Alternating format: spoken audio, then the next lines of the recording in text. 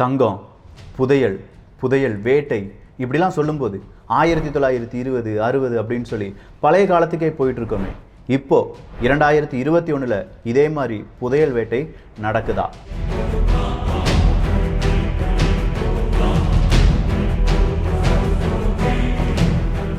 அப்படி நடக்குதுன்னு நான் சொன்னா நீங்க நம்புவீங்களா? அதுவும் தாலிபன்கள் இதை தேடிட்டு இருக்காங்க அப்படின்னு சொன்னா எந்த அளவுக்கு நீங்க நம்புவீங்க? இந்தியாவுக்கு பத்மநாப சுவாமி கோயில் மாதிரி தாலிபன்களுக்கு மிக முக்கியமான ஒரு தங்க வேட்டை காத்துட்டு இருக்கு.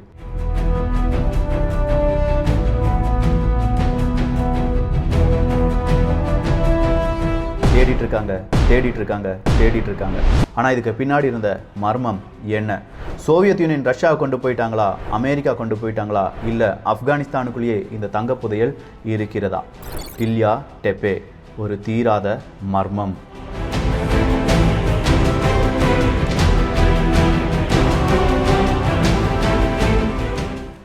அன்பு தமிழ் நெஞ்சங்களுக்கு தமிழ் பொக்கிஷத்தின் வணக்கங்கள்.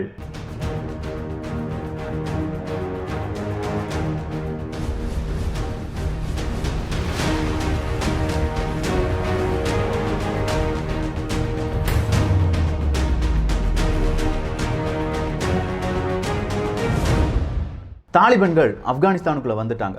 ஆப்கானிஸ்தானுக்குள்ள வந்த உடனே தாலிபன்கள் தேடுற ஒரு விஷயம் என்ன தெரியுமா? இந்த டில்யா டெப்பேலிருந்து கண்டுபிடிக்கப்பட்ட அந்த தங்க புதையல் தான். நிறைய நேரத்தில் தாலிபன்களுடைய செய்தியை நீங்கள் வாசிச்சிங்கன்னா, நாங்கள் இந்த புதையலை தேடிட்டு இருக்கோம், சீக்கிரமாக எங்களுக்கு இந்த புதையல் கிடைச்சிரும், ஆப்கானிஸ்தான்லேருந்து இந்த புதையல் எங்கேயாவது போயிருந்துச்சுன்னா அதுக்கு பல விலைகளை கொடுக்க வேண்டியிருக்கும், அப்படி எப்படின்னு சொல்லி தாலிபன்கள் சொல்லிட்டு இருக்காங்க. அப்படின்னா உண்மையில என்னதான் நடந்துச்சு? இது தெரிஞ்சுக்கணும்னா வருஷம் 1978க்கு நம்ம போகணும். வருஷம் 1978 நம்ம எல்லாருமே டில்யா டெப்பே அப்படிங்கிற ஒரு மலை மீது நின்றுட்டு இருக்கோம். அந்த பக்கமாக இருந்து ஆப்கானிஸ்தானிய ஆர்கியாலஜிஸ்ட், இந்த பக்கமாக இருந்து சோவியத் யூனியனுடைய ஆர்கியாலஜிஸ்ட் எல்லாருமே வராங்க. இங்கே ஒரு தொல்லியல் ஆராய்ச்சி செய்யலாம் அப்படின்னு சொல்லி நடேர் ரசோலி அப்படிங்கிறவர் சொல்கிறார். இந்த நடேர் ரசோலி அப்படிங்கிறவர் தான் ஆப்கானிஸ்தானுடைய ஆர்கியாலஜிஸ்ட் டிபார்ட்மெண்ட்டுடைய தலைமையாக இருக்கிறார். சரி, நாம் இதை செய்யலாம் அப்படின்னு சொல்லி விக்டர் இவானோவிச் செரியனடி அப்படின்னு சொல்றார். இந்த விக்டர் யார் அப்படின்னு கேட்டிங்கன்னா, சோவியத் யூனியன் சார்பாக இங்கே தொல்லியல் ஆய்வு செய்யக்கூடிய நபர். ஸோ இந்த இரண்டு நபர்களுடைய கண்காணிப்பில் நிறைய பேர் தோண்டிக்கிட்டே இருக்காங்க. இவங்களுடைய இலக்கு என்ன அப்படின்னு கேட்டிங்கன்னா, நிறைய கல்லறைகள் இருக்குது, அந்த கல்லறைகளை தோண்டி பார்ப்பது தான். ஏன்னா எகிப்தில் டியூட்டகாமூன் அப்படிங்கிறவருடைய கல்லறை கண்டுபிடிக்கப்படும் போது அங்கிருந்து தங்கம், நிறைய தங்கம் கண்டுபிடிக்கப்படுது. கிங் டியூட்டகாமூன் தமிழ் பொக்கிஷம் அப்படின்னு சொல்லி அடிச்சு பாருங்க, நம்முடைய எகிப்து சீரீஸ் வரும். அந்த அளவுக்கு ரொம்ப இம்பார்ட்டண்டான ஒரு கண்டுபிடிப்பு கிங் டியூட்டகாமூனுடைய கண்டுபிடிப்பு. அதே மாதிரி இந்த கல்லறைகளில் நிறைய தங்கம் இருப்பதற்கான வாய்ப்புகள் இருக்குது அப்படின்னு சொல்லி நடேர் அவர்கள் சொல்கிறாங்க. ஏன்னா இந்த டில்யா டெப்பே அப்படிங்கிறதுக்கான அர்த்தம் என்ன அப்படின்னு கேட்டிங்கன்னா, தங்க மலை என்பது தான். ஸோ காரணம் இல்லாமல் நம்முடைய மூதாதையர்கள் இந்த மாதிரி ஒரு பெயர் இங்கே வச்சிருக்க மாட்டாங்க, தோண்டுங்கடா அப்படின்னு சொல்லி உத்தரவு வருகிறது.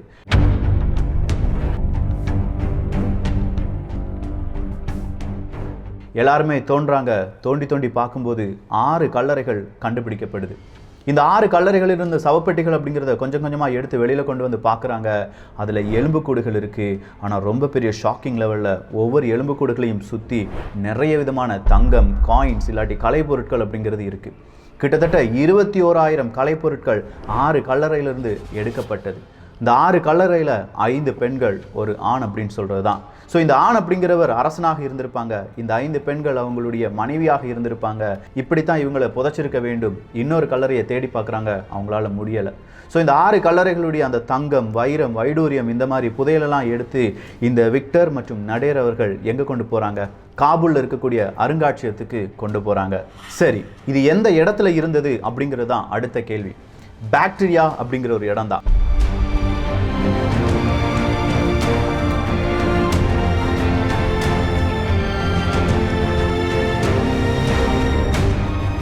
இந்த பாக்டீரியா அப்படின்னு சொல்லும்போது ஆப்கானிஸ்தான், தஜிகிஸ்தான், உஸ்பெகிஸ்தான் இவங்க எல்லாத்தையுமே உள்ளடக்கிய ஒரு பகுதியை இல்லாட்டி ஒரு ராஜ்யத்தை தான் பாக்டீரியா ராஜ்யம் அப்படின்னு சொல்லுவாங்க. இந்த பாக்டீரியா ராஜ்யம் அப்படின்னு சொல்லும்போது கிரேக்கர்கள், சாஹா பழங்குடியினர், குஷானர்கள், சீனர்களுடைய ஹன் வம்சம், அதே மாதிரி இன்னும் பல பழங்குடியினர்கள் வாழ்ந்த ஒரு இடம் அப்படின்னு சொல்லலாம். இந்த பாக்டீரியா ராஜ்யத்தை மாவீரன் அலெக்சாண்டர் கூட ஆட்சி செய்திருக்காங்க அப்படிங்கிறது இன்னொரு வரலாறாக இருக்குது. ஸோ இந்த தங்கம் இல்லாட்டி இந்த வைரம், இந்த கலைப்பொருட்கள், புதையல் இதனுடைய காலகட்டம் என்ன அப்படின்னு சொல்லி சோதிச்சு பார்க்குறாங்க. கிட்டத்தட்ட 1வது நூற்றாண்டு அப்படின்னு சொல்லலாம்.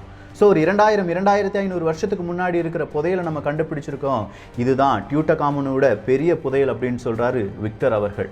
இவங்க நினைச்ச மாதிரி எல்லாம் நல்லா தான் நடந்துட்டு இருந்துச்சு. அருங்காட்சியகத்துக்கு கொண்டு போயிட்டாங்க. ஆனால் அப்போ சோவியத் யூனியன், ரஷ்யா ஆப்கானிஸ்தானுக்குள்ள வராங்க. அப்படி வரும்போது அங்கே இருக்கக்கூடிய கலைப்பொருட்கள் இதெல்லாமே கொஞ்சம் கொஞ்சமாக களவு போவதை ஆப்கானிஸ்தானுடைய அரசாங்கம் உணர்கிறது. ஸோ 1978 கண்டுபிடிச்ச இந்த புதையல் 1989 வரை ரொம்ப சேஃபான இடங்கள், சொல்லப்போனால் அரண்மனையினுடைய பாதுகாப்பு கிடங்கு, அப்படி இல்லைன்னா அருங்காட்சியகத்துக்குள்ளேயே வேறொரு பாதுகாப்பான கிடங்கு அப்படின்னு சொல்லி பல இடங்களில் மறைத்து வைக்கப்படுது. 1989-90 இந்த காலகட்டத்தில் சோவியத் யூனியன், ரஷ்யா நாங்கள் ஆப்கானிஸ்தான் விட்டு போகிறோம் அப்படின்னு சொல்கிறாங்க. அங்கே உள்நாட்டு பிரச்சனை வருது. தாலிபன்கள் ஆட்சிக்கு வரலாம் அப்படிங்கிற ஒரு பயம் ஏற்படுகிறது. இந்த தாலிபன்கள் ஆட்சிக்கு வந்துட்டாங்கன்னா அவங்களுக்கு பிடிக்காத, அவங்களுடைய கொள்கைக்கு பிடிக்காத, அவங்களுடைய கோட்பாட்டுக்கு இல்லாத ஒரு விஷயம் இருந்தால் அழிச்சிருவாங்க. அதுவும் இல்லாமல் பிளாக் மார்க்கெட்டில் இந்த புதையல் எல்லாமே கொடுத்துருவாங்க அப்படிங்கிற ஒரு பயம் இருந்ததுனால அப்போதைய பிரசிடெண்டாக இருந்த நெஜிபுல்லா அஹம்சாய் அப்படிங்கிறவர் இதை ஒரு தனியான 3 இடங்களில் வைக்கலாம் அப்படிங்கிற உத்தரவை பிறப்பிக்கிறார். இதற்காக பாக்டீரியன் ஹோட் சேஃபஸ் அப்படிங்கிறது உருவாக்கப்படுது. இது எந்த இடத்துல உருவாக்கப்படுது அப்படின்னு கேட்டிங்கன்னா இப்போதைய அரண்மனை, ஆனால் அந்த காலத்தில் ஆர்க் அப்படின்னு சொல்லி அழைக்கப்பட்டது. இந்த ஆர்கில் இதுக்காகவே 3 இடங்கள் அப்படிங்கிறது ஒதுக்கப்படுகிறது. இது சென்ட்ரல் பேங்குக்கு கீழே இருக்கக்கூடிய ஒரு பதுங்கு குழி, இல்லாட்டி ரொம்ப பெரிய அளவில் சேஃபாக வைக்கக்கூடிய ஒரு வேலட் அப்படின்னு சொல்லலாம். ஸோ இந்த சென்ட்ரல் பேங்குக்கு கீழே இருக்கிறனால 3 விதமான இடங்களில் வைக்கிறாங்க. அப்படி 3 விதமான இடங்களில் வைக்கக்கூடிய இந்த புதையலுக்கு 5 சாவிகள் அப்படிங்கிறது ஏற்பாடு செய்யப்படுது. இந்த 5 சாவியும் நீ இதை வச்சுக்கோ அப்படின்னு சொல்லி 5 மனிதர்களிடம் தனித்தனியாக கொடுக்கப்படுகிறது. 5 சாவியும் போட்டாதான் இந்த புதையல் இருக்கக்கூடிய இடத்தினுடைய அந்த கதவை திறக்க முடியும். கரெக்டாக 1990-91 இந்த காலகட்டத்திலலாம் தாலிபன்கள் ஆட்சியை பிடிச்சிட்டாங்க. அப்படி ஆட்சியை பிடிக்கும்போது அந்த ஒரு அருங்காட்சியம் இருந்துச்சு பாருங்க, அதில் இருக்கிற 70% பொருட்கள் அப்படிங்கிறது சூறையாடப்படுது. பல தங்க பொருட்கள் அப்படிங்கிறது எல்லாமே உருக்கி நிறைய விதமான வெப்பன்ஸ் வாங்குறதுக்கு என்ன செய்யப்படுது, பயன்படுத்தப்படுகிறது. ஸோ அந்த காலகட்டத்தில் இந்த மாதிரியான ஒரு புதையல் கிடைச்சிச்சே அப்படின்னு சொல்லி கேட்கும்போது, இல்லப்பா அது சோவியத் யூனியன், ரஷ்யாவை திரும்ப கொண்டு போயிட்டாங்க அப்படிங்கிற மாதிரியான செய்திகள் பரப்பப்படுகிறது. தாலிபன்கள் இதை கொஞ்சமும் நம்பலை. கண்டிப்பாக இது ஆப்கானிஸ்தானுக்குள்ள தான் எங்கேயோ இருக்குது அப்படிங்கிறது மட்டும்தான் தெரியுதே தவிர யார் இதை பாதுகாக்கிறாங்க அப்படிங்கிறது அன்றளவும் பெரிய ஒரு மர்மமாகவே இருந்துச்சு. ஒரு கட்டம் 2000வது வருடம் என்ன நினைக்கிறாங்கன்னா, சுமார் 1500 வருடங்களாக இருந்த புத்த சிலைகள் எல்லாத்தையுமே உடைச்சி எறிகிறாங்க தாலிபன்கள். ஸோ இப்படியே போச்சுன்னா கண்டிப்பாக நம்முடைய எல்லாமே உடைக்கப்படும், இல்லாட்டி இந்த அருங்காட்சியகம் என்ன செய்யப்படும், மொத்தமாக சூறையாடப்படும் அப்படின்னு சொல்லி அருங்காட்சியகத்தை எல்லாத்தையுமே க்ளோஸ் பண்ணி அதுக்கு டைட் செக்யூரிட்டி போடுறாங்க அங்கே இருக்கக்கூடிய கொஞ்சம் அதிகாரிகள். 2001 குண்டுவெடிப்பு நடைபெறுகிறது. 2001 அமெரிக்கா ஆப்கானிஸ்தானுக்குள்ள வராங்க. அப்படி ஆப்கானிஸ்தானுக்குள்ள வரும்போது இந்த சென்ட்ரல் பேங்க் மற்றும் அது சார்ந்து இருக்கக்கூடிய எல்லா பொருட்களையும் திருடிவிட வேண்டும் அப்படின்னு சொல்லி தாலிபன்கள் சென்ட்ரல் பேங்க் பக்கம் வராங்க. இந்த சென்ட்ரல் பேங்க் பக்கம் வந்தவங்க அதுக்கு கீழே ஒரு பாதாள அறை இருக்காமே, அதை நீ திறந்து விடு அப்படின்னு சொல்லி அதனுடைய அதிகாரியாக இருந்த அம்ருதீன் அக்ஷர்சாயிட்ட கேட்குறாங்க. AK-47 இந்த அம்ருதீனுடைய தலையில் இருக்குது, இதை தொற அப்படின்னு சொல்கிறாங்க. இதுக்கு பின்னாடி எதுவுமே கிடையாது, சீனாவினுடைய ஜாடிகள் மட்டும்தான் இருக்குது, வேணும்னா நான் திறந்து காண்பிக்கிறேன் அப்படின்னு சொல்லி சின்னதாக ஒரு சாவி போட்டு திறக்கிறார். அந்த சாவி உடைந்து விடுகிறது. ஸோ இந்த சாவி உடஞ்சிருச்சு, நான் வேணா இந்த டோர் பக்கமாக வரேன்னு சொல்லி இன்னொரு டோர் பக்கமாக கூப்பிட்டுட்டு போகிறாரு. அங்கே ஜாடிகள் மட்டும்தான் அடுக்கி வைக்கப்பட்டிருக்கிறது. ஆனால் இந்த புதையலை தேடி வந்த தாலிபன்களுக்கு இது பெரிய ஒரு பிரச்சனையாக மாறுது. இந்த அம்ருதீன் அவர்களை சிறை பிடிக்கிறாங்க. 3 மாதம் கொடூரமாக தாக்குறாங்க. அந்த புதையல் எங்கே இருக்குது எனக்கு நீ சொல்லிக் கொடு அப்படின்னு சொல்லி. 3வது மாதத்தில் ஒட்டுமொத்தமாக, அதாவது 2001க்கு பிறகு என்ன நடக்குதுன்னா, அமெரிக்கா இதனுடைய டேக் ஓவர் எடுத்துடுறாங்க. தாலிபன்கள் விரட்டி அடிக்கப்படுறாங்க. இந்த அம்ருதீன் அவர்களும் விடுதலை செய்யப்படுகிறார்கள். ஸோ அம்ருதீன் அவர்கள் விடுதலை செய்யப்பட்ட உடனே அம்ருதீனுடைய முதல் வேலை என்னவா இருந்துச்சு தெரியுமா? அந்த தங்க புதையல் இருக்கா இல்லையா அப்படிங்கிறத சோதிச்சு பார்க்கணும். 5 சாவிகளில் 4 சாவிகள் ஆல்ரெடி அம்ருதீன் கையில் இருக்குது. நிறைய நபர்கள்ட்ட ரகசியமாக பேசி அந்த 4 சாவிகளை வாங்கிட்டார். 5வது சாவிக்கான ப்ளூ பிரிண்ட் அப்படிங்கிறதும் அவங்க கையில் இருக்குது. ஒரு பொற்கொள்ளன்ட்ட கொடுத்து அந்த 5வது சாவியும் ஏற்பாடு செய்யப்பட்டு விட்டது. 5 சாவியும் போட்டு பார்க்குறாங்க, பெரிய அளவு தங்க புதையல் அப்படியே இருக்குது.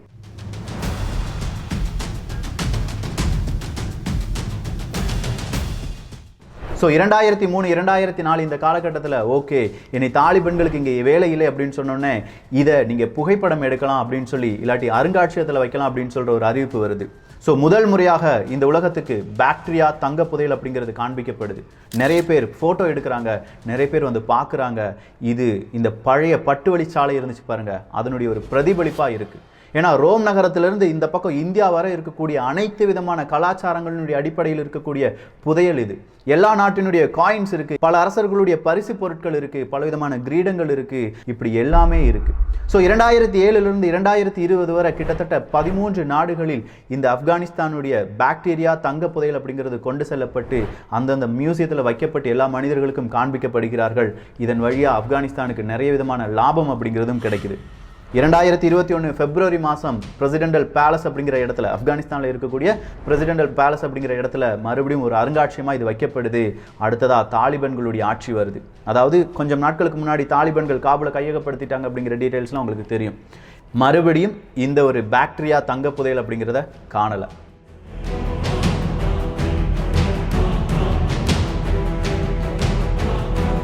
இதை தான் தாலிபன்கள் தேடிட்டு இருக்காங்க. கிட்டத்தட்ட 22,000 பொருட்கள். நமக்கு பத்மநாப சுவாமி கோயில் அறைகள் இருக்கு பாருங்க, அதே மாதிரி தாலிபன்களுக்கு பாக்டீரியா தங்க புதையல். இதை பற்றி இன்னும் தேடி பாருங்க. சப்போஸ் அது கிடைச்சிருச்சுன்னா இன்னொரு பதிவில் பார்க்கலாம். ஆனால் விசித்திரமான இந்த வரலாறு நிறைந்த பாக்டீரியா தங்க புதையல் கிடைக்கும்னு நீங்கள் எதிர்பார்க்குறீங்களா? உங்களுடைய கருத்து என்ன? இதை பாதுகாத்த மனிதர்கள் எப்படிப்பட்டவர்களாக இருப்பாங்க? எவ்வளவு நல்லெண்ணம் உள்ளவராக இருப்பாங்க? ஏன்னா அவ்வளவு புதையலும் அப்படியே இருந்துச்சு அப்படின்னு சொல்றாங்க. இத்தனை காலகட்டம், இத்தனை போர்கள், AK-47 குண்டுகள், இதையெல்லாம் தாண்டி இந்த புதையல் ஆப்கானிஸ்தான் மக்களுக்கு இல்லாட்டி அங்கே இருக்கக்கூடிய கல்ச்சரை ரொம்ப பெரிய அளவில் பறைசாற்றும் அப்படின்னு சொல்லி நம்பிட்டு இருக்கக்கூடிய அந்த மனிதர்களுக்கு வீர வணக்கம். ஸோ பாக்டீரியா தங்க புதையல் எப்படி இருந்துச்சு அப்படிங்கிற உங்களுடைய கருத்துக்கள் இங்கே வரவேற்கப்படுகின்றன. இதை பற்றி முதல்ல நீங்கள் படிச்சிருக்கீங்களா, இல்லை இப்போ தான் ஃபர்ஸ்ட் டைம் கேள்விப்படுறீங்களா? அப்படி கேள்விப்பட்டீங்கன்னா தேடி பாருங்க. இல்லை உங்களுக்கு பிடிச்சிருந்துச்சுன்னா நண்பர்களுக்கு இதை பகிரலாம். இதை பற்றிய உங்களுடைய கருத்துக்கள் இங்கே வரவேற்கப்படுகின்றன. எல்லோரும் தமிழ் பட்சத்தில் இணைந்திருங்கள். நல்லதை பகிர்ந்து நல்ல சமுதாயத்தை உருவாக்குவோம். நன்றி, வணக்கம்.